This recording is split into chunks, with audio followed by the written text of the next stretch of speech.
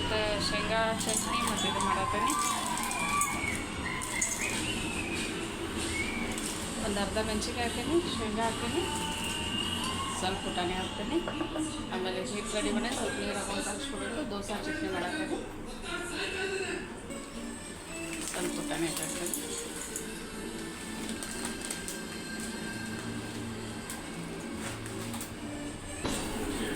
ನಮ್ಮ ಮಗಳಿಗೆ ಮಿನಿ ದೋಸೆ ಹಾಕ್ತೀನಿ.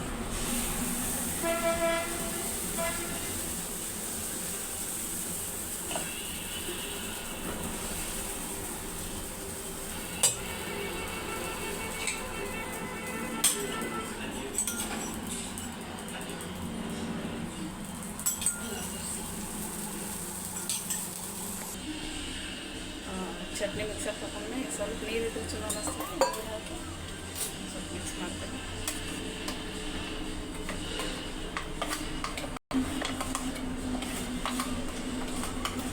ಈ ಕಡೆ ಜನ ಎಲ್ಲ ಇದೆ ಶೇಂಗಾ ಪುಟಾಣಿ ಚಟ್ನಿನ ಜಾಸ್ತಿ ಮಾಡೋದು, ಕೊಬ್ಬರಿ ಮಾಡಲ್ಲ.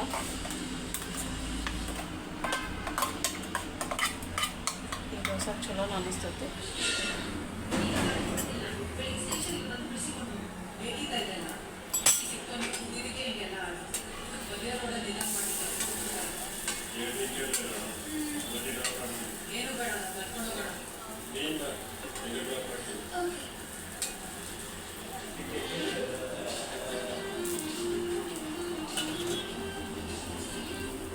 ಇವತ್ತು ಮಕ್ಕಳು ಒಂದು ಸ್ವಲ್ಪ ಬಂದೆ.